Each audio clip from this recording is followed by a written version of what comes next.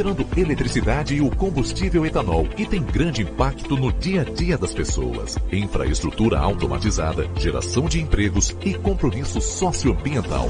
Nova Canabrava Bioenergia. Energia para crescer.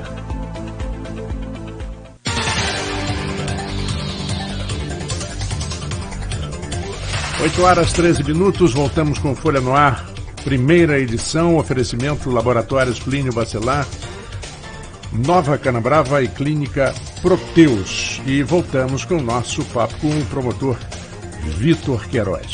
Vamos lá, bola de vocês. O ouvinte, como eu me referi aqui agora, o Fabiano Palmeira, está arguindo sobre o que eu falei. Fabiano, já li aqui, não vou ficar nesse... vou entrevistar o promotor, não vou ficar nesse debate, mas eu tenho uma sugestão. Se você tiver como conseguir equilibrar o que é justo para a reposição do servidor com o que reza a legislação, você encaminha a solução para o governo municipal. Né? Eu acho que o prefeito Rafael Diniz, se tiver uma solução que não seja criar um pé de dinheiro, que dê dinheiro, o prefeito e o governo vão gostar, porque eu, modestamente, por falta de capacidade, não consigo enxergar. Mas, Vitor, a gente tem hoje aí, você tem dois casos, você falou estava falando antes aqui no intervalo das duas faces da moeda. Você tem uma eleição polarizada entre petismo e antipetismo, venceu o candidato que menos surfou o antipetismo. E, quer dizer, a Lava Jato, o PT estava no poder, você tem o presidente, a liderança mais popular do Brasil desde Getúlio Vargas, preso, que é uma liderança, a maior liderança do PT, né? E você via quem se opunha ao PT falando, ecoando as ações todas do Ministério Público, da Justiça. E agora você tem o filho mais velho do presidente, senador da República, alvo de uma investigação no Ministério Público do Rio de Janeiro, ao qual você pertence. E você vê agora essa grita do outro lado, do pai dele, né? Você citou aqui o esculacho, a expressão que o Bolsonaro usou. Eu falei, foi menos pior do que o Golden Shower, podia ser pior. Enfim, e de novo você tem a investigação do Ministério Público sobre sobre entes públicos, né? Partidos e pessoas. E você tem essa reação, né, dos dois lados. Eu me lembro muito aquele verso de Herbert Viana, e o mal está nos olhos de quem vê o grande monstro se criar. Né? Quer dizer, o espelho é culpado pelo reflexo? Temos que amadurecer muito, né? Estamos numa fase muito produtiva das nossas instituições e das nossas convicções no Brasil, né? Vivemos a história se transformando. No caso da investigação do filho do presidente, o que se vê é o mais do mesmo, né? Não vamos discutir o caso em si, vamos atacar o investigador, vamos dizer que ele está esculachando. Poxa, vamos fazer com que, pelo que eu percebo como cidadão, vamos fazer com que um dos defensores da pessoa investigada seja agora o seu pai, que por acaso é presidente da República, não é? Talvez para desviar um pouco o foco, não sei, isso talvez seja legítimo como um instrumento de defesa, não é? Ah, não, vocês estão investigando meu filho porque na verdade vocês querem me atingir. Então, não, e desafiou, há uma imunidade e desafiou, de investigação. Desafiou a partir para ele. Desafiou, foi desafio público, né? Sim, quer dizer, é um desvio de foco, né? É uma proposta de desviar o foco. É óbvio, a investigação, quem exerce poder tem que estar submetido a controle. O Ministério Público, quando investiga, a polícia, quando investiga, o juiz, quando decide, o administrador público, quando executa, e assim por diante. Todos estão submetidos a controle. Os atos de investigação do Ministério Público, nesse caso, que eu não conheço, não atuo nesse caso, certamente estão submetidos a controle, previstos em lei. Então, se há alguma ilegalidade, se há alguma ilegitimidade, que se discuta isso, né? Mas trabalhar numa investigação séria ou encarar uma investigação como essa, como se nós estivéssemos numa campanha eleitoral ainda, não faz o menor sentido. Não é? E, então, assim, me parece que não haja imunidade quanto à investigação do filho do presidente nesse caso. Não estou dizendo que ele seja responsável ou não seja responsável, não é? Mas só se poderá dizer isso se houver investigação. E por que não avançar na investigação? Qual é o temor?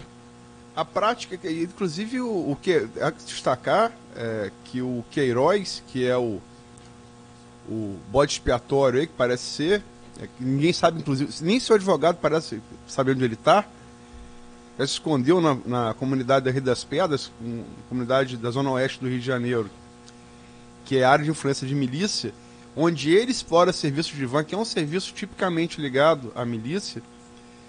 Quer dizer, ele não sabe o paradeiro do Queiroz, mas há que se destacar que o Queiroz e o Flávio até agora não foram depor no Ministério Público. Já foram convidados algumas vezes e não foram. Quer dizer, e o que me parece mais complicado é que tanto a relação do Queiroz, ela começa com o Bolsonaro, ela é anterior, ela começa com o Bolsonaro pai. E agora você tem nesse caso de prática de rachadinha, suspeita de crime de peculato, lavagem de dinheiro. Você tem elevações patrimoniais que, né, numa área de imóveis que o Flávio comprou e vendeu, se eu não me engano, a taxa média naquela área dos imóveis foi de 8% naquele período, e ele vendeu com 100 e tantos por cento quer dizer, isso é muito suspeito, né? Mas agora a mãe dele, que é uma das ex-esposas do presidente, também quer dizer, ela está nesse esquema de, segundo o Ministério Público, né? Ela estaria nesse esquema da rachadinha, e ela também já trabalhou para o então deputado federal Jair Bolsonaro. O Bolsonaro, ao mesmo tempo que ele fala, não, vem em mim, mas a coisa parece que não está tão distante assim também não, né? Veja, não se trata de começar uma investigação, isso vale para qualquer atuação do Ministério Público, não se trata de iniciar uma investigação querendo atingir determinado objetivo. A investigação começa e vai se desenrolando. Tem vida própria, né? Sim, aonde vai chegar é outra questão. Agora, ela tem que caminhar de modo legítimo. Quebra de sigilo, pelo que se tem ouvido. Essa quebra de sigilo foi autorizada, a quebra de sigilo bancário e fiscal foi autorizada judicialmente. O poder de investigação do Ministério Público foi submetido ao controle judicial legitimamente e foi autorizada a quebra. Caminhemos, demos mais um passo. Até que se chegue a todo esclarecimento. Não é? Você lembra daquele debate sobre a Lava Jato lá na FDC? Sim. Aí lembra que um participante falou, questionou a Lava Jato. Eu era mediador, mas eu falei, olha só, a Lava Jato começou, quer dizer, investigando uma operação de tráfico de droga que tinha um doleiro, cujo doleiro que passou a ser observado era o mesmo doleiro do esquema que depois se revelou. Quer dizer, você não começou a Lava Jato, pelo menos até onde se saiba, mirando, vou pegar o governo. Inclusive foi a PF, foi a PRF que fez uma apreensão grande de tráfico de droga, que migrou para a PF, porque quem investiga próprio é a PF, numa rodovia federal, chegou ao Alberto Youssef, que já era velho conhecido de Moro do caso Banestado, né? E daqueles policiais também que estavam ali em Curitiba, já era conhecido. E uma coisa levou a outra, quer dizer, é o que você está falando. A investigação tem vida própria, os fatos é que determinam, revelados que determinam para onde ela vai, né? Sim. E no caso da Lava Jato, houve uma impressionante coincidência, porque o caso acabou caindo lá em Curitiba nas mãos do então juiz Sérgio Moro, né, que historicamente, eu posso dizer desde 2004, há registros escritos dele, artigos escritos dele, que historicamente, independentemente de quem seja governo, não seja governo, sempre defendeu a tese de que a atuação do sistema de justiça no combate à corrupção tinha que ser mais rigoroso. Não é? Em 2004, ele escreve um artigo Consideração sobre a manipulite. Exatamente, da Operação Mãos Limpas.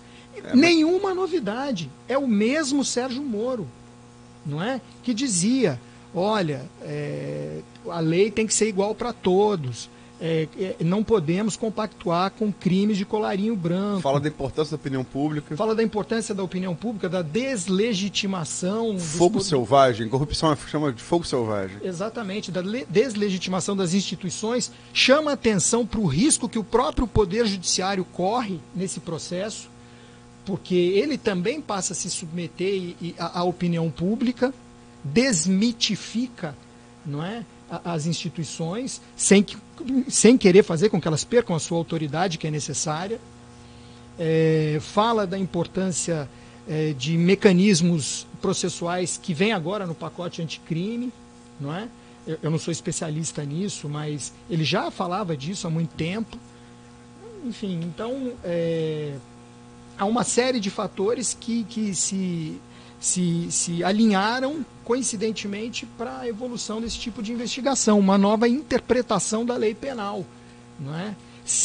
Agora, uma coisa é certa, até porque qualquer cidadão pode estar sujeito à investigação penal. E a repressão, né, a persecução penal. Qualquer ato do poder público nesse sentido, dos órgãos do Estado nesse sentido, tem que ser atos legítimos, né, respeitados os direitos fundamentais. Agora, sem fazer com que esses direitos fundamentais sejam utilizados de modo abusivo. Como é que você vê, você falou aqui do juiz Sérgio Moro, esse artigo dele, Considerações sobre a Manipulite. Manipulite é o nome latino da Mãos Limpas, né? Foi uma operação, para quem ouvinte que talvez não se lembre, ou não era tão velho quanto nós, não estava nem, talvez, com consciência crítica naquela época. É uma operação que teve na Itália, né? E na Itália você tinha, no final da Segunda Guerra Mundial, a queda do regime fascista. A Itália passou a se dividir em dois partidos. O PSI, Partido Socialista Italiano, e a Democracia Cristã. Mais ou menos, grosso modo, seria PT e PSDB. E eles governam a Itália, se dividem, se alternando no poder, de 45 até os anos 90, quer dizer, quase 50 anos, né? E aí vem a Mãos Limpas, e eles, independente de quem estivesse no poder, havia um esquema, sobretudo na obra pública, coleta de lixo, com a máfia. A máfia mesmo, que é a máfia italiana, né? Tanto a Camorra, que é da Calábria, quanto a máfia, que a gente conhece, que é Coisa Nostra, que é siciliana. E também com a Igreja Católica, era uma coisa complicada, né? Banco do Vaticano, tinha várias ramificações. E vem a Mãos Limpas, esses dois partidos praticamente acabam, né? Enfim, vem o Berlusconi depois. E o Vitor lembrou isso muito bem, que é uma coisa interessante, porque o Itália não gosta tanto de futebol quanto nós. Na semifinal da Copa de 94, Itália e Bulgária, Baggio jogou muito aquele jogo, jogou muito. Fala-se tanto de Romário, mas Baggio acabou com aquele jogo. E era um grande Bulgário de Stoichkov. No intervalo do jogo, eles aprovam no parlamento italiano uma lei, né, para limitar a Mãos Limpas. E o Moro pega, analisa isso, né, e um fã, confesso, da Mãos Limpas, como que isso teria que ser feito para aplicar uma coisa parecida no Brasil e como não ter o mesmo fim. Né, esse artigo, Considerações sobre a Manipulite, o Hélio Gasper publica isso, e, inclusive ele compara com o Romário, coisa do Moro, Romário chegou antes da Copa, você artilheiro, acabou não sendo, foi o Stoichkov. Aliás, foi o Salenco, que fez 5 gols num jogo só, com Camarões. Mas o Hélio Gasper fala, você é campeão, vou fazer isso, vou fazer aquilo. Que o Moro disse, nesse artigo, tudo que ele faria na Lava Jato. E realmente ele escreveu antes, e também está tudo lá. Agora o Moro de pedra virou vidraça. Não é pedra, nunca dizer que o magistrado é pedra, mas enfim. Ele virou vidraça, ele virou político, né? E, ao que parece, tem sofrido um processo de fritura grande aí, não há nenhum indicativo de que o pacote dele vai ser votado, né? O presidente da Câmara, o Rodrigo Maia, teve extratou publicamente, chamou de empregado de Bolsonaro. Parece que foi uma troca de e-mails ali, ou de WhatsApp, que não foi muito bem recebida pelo presidente da Câmara, que é um político muito experiente, gosta ou não dele. E, enfim, o Moro... Como é que é essa transição aí de magistrado para político? Você acha que está sendo exitosa? É muito corajosa, né? Porque, assim, não que uma atuação seja mais nobre ou menos nobre do que a outra. Mas o magistrado, quando ele atua, ele deve satisfação à consciência dele e todas as decisões que ele toma, elas são legítimas na medida em que sejam motivadas, sejam fundamentadas, né? Óbvio, sujeitas a controle de instâncias superiores, mas, enfim, o juiz não tem um chefe, não é? A não ser a própria consciência. Isso é um poder que é conferido aos juízes pela Constituição em nome do interesse público. A partir do momento em que ele sai do judiciário, pede exoneração da carreira da magistratura e do cargo de juiz federal e vai para o governo, ele mostra uma coragem impressionante. Você acha que ele acertou ou ele errou em ter ido para o governo? A sua opinião pessoal. Olha, se estivesse no lugar dele, eu teria adiado um pouco a decisão de pedir exoneração do cargo. Agora, também tem o seguinte, a gente não pode fazer julgar por ele.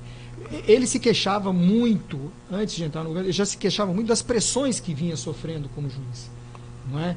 Talvez isso tenha antecipado a decisão dele, e aí ele disse que já via que como juiz ele não tinha mais nada para contribuir.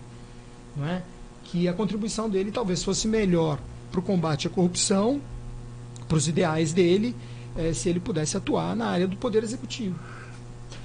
Mas se estivesse no lugar dele, teria adiado um pouco. Mas você acha que existe realmente, e já passou na cabeça, é muito difícil a gente imaginar o que a pessoa está pensando, já a proposta de futuramente ser ministro supremo? Eu ia até falar sobre isso, aproveitando o gancho do Marco Antônio, para a gente não ter que voltar, né, que quando o Bolsonaro vai a público e fala que houve um acordo, né, e o Moro é um personagem que parece estar acima da Lava Jato, né, como você falou, era muito visado. E negou o acordo ontem. E negou o acordo. Moro negou, ele falou, Moro negou e o presidente voltou atrás e negou ontem. Pois é, mas quando o Bolsonaro vem e fala isso, a Luiz falou do processo de fritura que o Moro já vem passando, não parece expor ainda mais a figura do Sérgio Moro num ambiente político conturbado que a gente vive. Perdeu o COAF por decisão do Legislativo. Então não parece estar expondo ainda mais uma figura que tinha uma aceitação do público de maneira geral muito alta por sua atuação na Lava Jato? Olha, a lembrança do nome do atual ministro Sérgio Moro para o Supremo Tribunal Federal, ela já vem de muito tempo, não é? Ainda quando o tempo em que ele era juiz.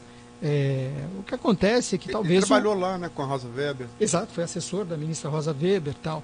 Mas eu acho que para falar o mínimo, né, o presidente da República foi infeliz nas colocações dele.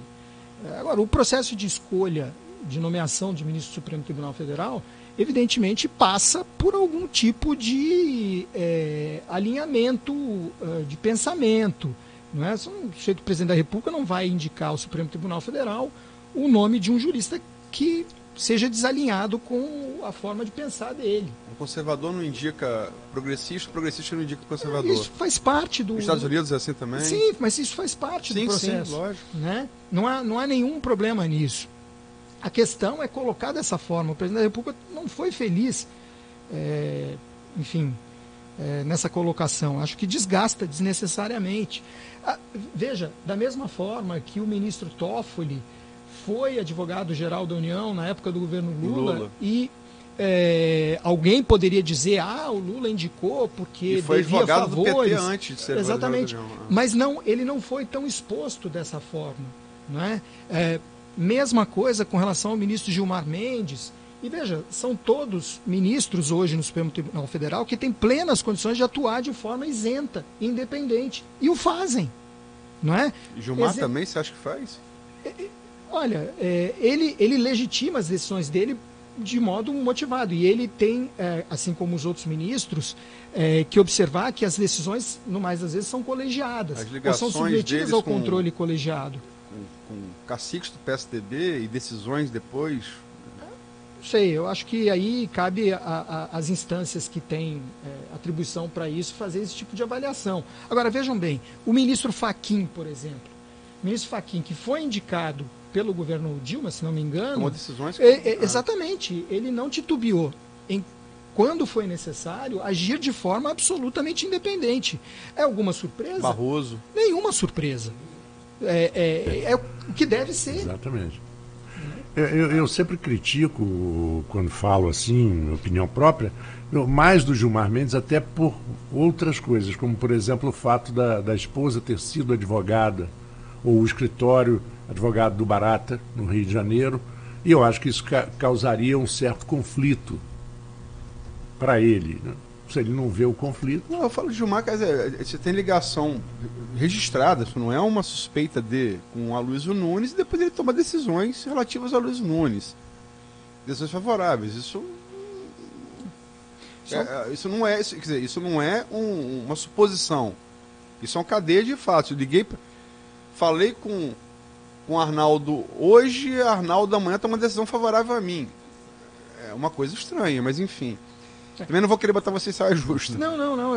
Eu fico até... eu não sei se vocês sabem, mas o ministro Gilmar Mendes é advindo do Ministério Público Federal. Ele foi procurador da República. E é um grande constitucionalista, muito Exatamente, respeitado. Um grande professor de direito constitucional. Teoria prática, né? Mas vamos lá, vamos chegar aqui. Vamos sair do maior escândalo de corrupção nacional para aquele que foi considerado o maior escândalo de corrupção no sistema político eleitoral municipal, que é a Operação Chequinho. Vitor, queria saber sua opinião sobre a Chequinho, sobretudo nessa questão que a gente está discutindo aqui de polarização política, a atuação do Ministério Público para levantar um esquema de corrupção eleitoral desse porte. Porque, sejamos sinceros, desde que a gente acompanha o noticiário político, não é de hoje que se fala de uso de máquina pública para fazer sucessor. Se comenta, né? O comentário. Mas só que dessa vez a gente chegou a um caso concreto, que é um escândalo envolvendo o uso do dinheiro público através de um programa social, um programa que é conceituado, um programa respeitado, mas se usa, se desvirtua, segundo a apuração do Ministério Público, para o uso eleitoreiro desse recurso do cheque cidadão. Como você vê a atuação do Ministério Público para levar a condenação de tantos personagens dentro de um caso desse, considerado, como eu falei, nas próprias sentenças, o maior escândalo de corrupção eleitoral de Campos? Diante das notícias que chegaram ao Ministério Público em 2016, né, às vésperas, pouco antes da eleição, não cabia ao Ministério Público outra tarefa que não fosse ir a fundo nas investigações, chegasse onde elas chegassem. E aqui vale ressaltar que a importância da atuação da sociedade no sentido de controlar atos lesivos ao patrimônio público. Não sei se todos sabem, mas a atuação do Ministério Público nesse caso começou a partir de notícias que lhes chegaram ao Ministério Público, sim, de profissionais valorosas que trabalhavam na atual Secretaria de Desenvolvimento Humano e Social, no CRAS, no CREAS, enfim, e que começaram a detectar situações estranhas de concessão de benefícios sociais, não é, que subvertiam a ordem do processo administrativo para a concessão desses benefícios. Não é? Isso tudo às vésperas da eleição, enfim, e dada a sua magnitude, apontou no sentido de que esses benefícios sociais poderiam estar sendo utilizados para fins eleitorais, né? Ou menos nobres, eleitoreiros. Mas veja, foi o Ministério Público que buscou isso, que quis cutucar esse ou aquele grupo político que se colocava como opção na época. Não, nada disso. Essa informação chegou ao Ministério Público e o que cabia ao Ministério Público fazer? Caminhar nas investigações. E chegou aonde chegou, não é? Você participou das investigações como promotor? Sim, e aí tem até fazer um paralelo com a magistratura, né, com o judiciário. Na verdade, eu participei porque a gente acaba, sempre nas eleições de Campos, a gente acaba, em outros locais também, a gente acaba trabalhando em conjunto, como se fossem pequenas forças-tarefa, né? Você fala em relação à eleição, né? Sim. E nós podemos atuar em conjunto até para permitir uma eficiência maior, um debate melhor. Então, assim, por exemplo, o requerimento feito pelo Ministério Público pode ser subscrito por vários promotores de justiça, diferente da sentença, que é de um juiz só. Né? Esse trabalha solitário, esse trabalha isolado, não é? Não tem essa possibilidade de despersonalização. Então, veja, ali no trabalho do Ministério Público houve a contribuição de vários pensamentos, várias linhas de compreensão jurídica, foram vários promotores de justiça. Não é? E qual foi a sua impressão como profissional e pessoal do caso? Que você, e sobretudo hoje, está um pouco mais distante do fato, e a visão retrospectiva é sempre mais precisa. Olha, eu acho qual é que você tem? Faz. Era difícil acreditar, naquele momento, que pudesse ser tão descarado assim o uso da Secretaria de Assistência Social para esse tipo de finalidade. Talvez em função da impressão da impunidade, aquela tal história, né?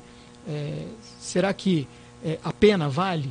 Não é? Será que vale a pena correr esse risco? Vamos praticar o ilícito, e aí provavelmente ninguém vai pegar e fica por isso mesmo, e a pena vai ter valido. Não é? Isso me impressionou. Mas também não adianta a gente querer reprimir tudo o tempo todo. Não é?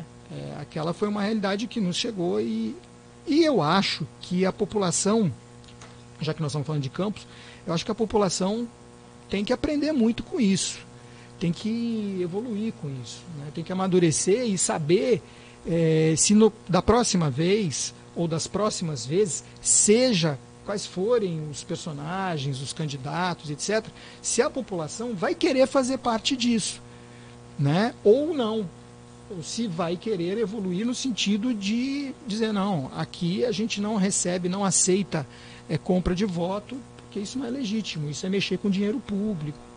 Não é?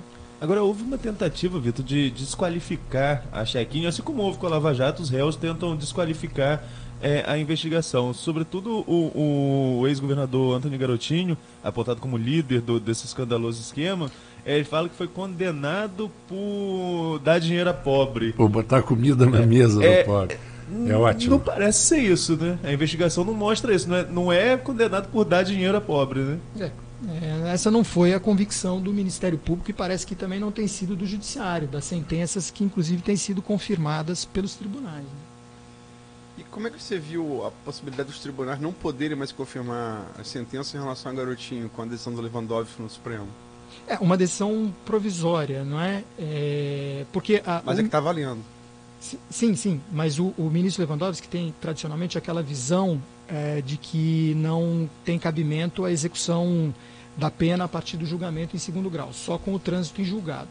Como a medida judicial no Supremo Tribunal Federal do ex-governador Antônio Garotinho foi distribuída ao ministro Lewandowski, ele, numa visão monocrática...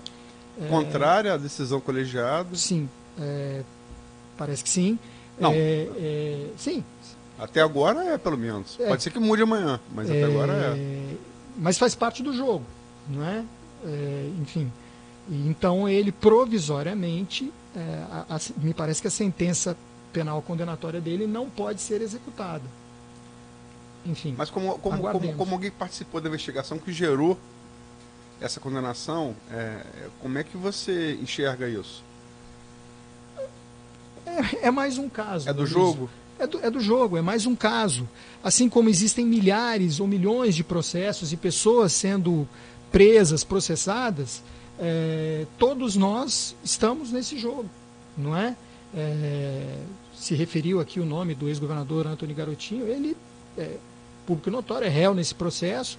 Enfim, foi preso 2 vezes pelo processo, deve se submeter aos rigores da lei, com todo o direito de defesa, assim como qualquer cidadão, como qualquer um de nós. Esse negócio que você está falando, sabe que a gente tem uma ideia muito errada sobre a civilização islâmica, né? E a gente acha que eles são radicais demais em relação à religião, mas eles, diferentes dos cristãos, eles não creem que Deus é onipotente. Sabe por quê? Tem um cara chamado Al-Farabi, ali na Idade Média, ele falou, Deus pode fazer a lei, Deus pode ministrar a lei, ser acusador, ser juiz, carrasco, carcereiro, mas Deus não está acima da lei, porque se, em tese, Deus fizer algo contra a lei, ele também está submetido à lei. Então, onipotente é a lei que ele cria, não ele. Então, para o muçulmano, Deus não é onipotente, por conta desse princípio, né? Que acho muito, se aplica bem ao que você está falando, ninguém está acima da lei, né? Sim. E assim, agora, as pessoas que têm um discurso inflamado, que falam bem, naturalmente elas usam essa virtude nesse aspecto, essa virtude formal, né, nesse aspecto, para se defender, né? Agora, só para... Você está querendo... que vocês agora ganharam a sentença do juiz Elias, saiu quando? Saiu no dia 13. Dia 13. Antes teve acesso dia 15, mas a sentença é do dia 13. Porque, logicamente, que essa interação entre... Você acaba trabalhando, cobre coisas em comum, ações do Ministério Público. Os nomes das operações são pensadas no efeito que ele vai causar midiático. Isso é óbvio, né? Operação Chequinha, Operação Lava Jato. Você via e entra no jargão popular. Elas viram... Cinquentinha. Machadada. Enfim, são vários. Machadada. Mas, enfim, são pensadas, né? Telhado de vidro. Enfim. Vocês criaram, o Ministério Público, eu falo vocês porque você estava na investigação, criaram uma expressão ao se referir, um adjetivo ao se referir a Chequinho, que a gente usou bastante na mídia. Escandaloso esquema. Só que vocês, a partir da sentença do Dr. Elias, vocês ganharam a competição de adjetivo. Ele falou em tentacular esquema. Qual você acha que adjetivo se adequa melhor ao que foi feito aí nas eleições de 2016? Desculpa, a expressão que o Dr. Elias... Tentacular esquema. Porque a expressão original, talvez, né, não exprimisse tudo aquilo que veio a ser revelado, né? Hoje em dia, a sentença, por exemplo, essa última, ela já é uma sentença proferida e no momento em que se permite verificar que havia um aspecto tentacular mesmo, não é? Talvez lá no início fosse apenas escandaloso. Hoje, talvez seja possível dizer escandaloso e tentacular. Porque você tem também uma visão mais ampla dele hoje do que você tinha naquela época, né? Sem dúvida. Eu só queria, Marcos, antes de terminar, a gente fazer alguns registros, o Fabiano Palmeira, que o servidor que eu correspondi, falou que o sindicato, o Ciprasep, contestou os números apresentados pelo governo em relação à LRF e está em estudos, esses números estão em estudos pela prefeitura, mas que até agora não houve resposta. A leitora Ana Cleide Brasil fez aqui críticas ao programa e, enfim, são todos bem-vindos e tal, mas ela pediu, acho que no momento, se eu não me engano, que estava falando da Operação Lava Jato, que a gente falasse da família Garotinho. E ainda que não fosse objetivo falar da família Garotinho, mas se fosse objetivo falar da ação do qual o promotor participou, que é a Chequinha, a gente acabou falando. Então a gente, sem querer, atendeu aí a leitora. Exatamente. Mas eu quero agradecer ao Vitor pela presença. Pena que está acabando, podia ficar falando aqui muito mais tempo. Tá bom. Né? E acho que Vitor ele não só numa opinião pessoal, logicamente. Ele não corresponde muito à expressão do Veríssimo, que lá atrás, na época, promotor o bem que fariam promotores que queriam aparecer, porque o Vitor, ele não é muito de querer aparecer, ele não gosta de holofote. Mas é um servidor público que, assim, a gente discute muito carga tributária no Brasil, né? Uhum. Mas é um servidor público que, assim, todo mês você tem que pagar imposto e tal, mas que honra esses impostos que você paga no final do mês. Acho que é um bem para a cidade de Campos, que a gente trouxe lá de São Paulo. Eu percebi pelo sotaque. Que era você da capital ou do interior? Não, sou paulistano. Paulistano. E São Paulino. E torcedor de São Paulo, olha só. Bom, muito obrigado, Vitor, por ter vindo. Quando quiser, é só voltar. Só bater na porta. Nem precisa bater, é só entrar. Eu que agradeço a todos, é uma honra e obrigado pela oportunidade. Nós vamos agora mais um intervalo e daqui a pouquinho eu volto com o Arnaldo, que inclusive nós temos o direto da redação dentro de alguns segundos. A Proteus, moderna empresa especializada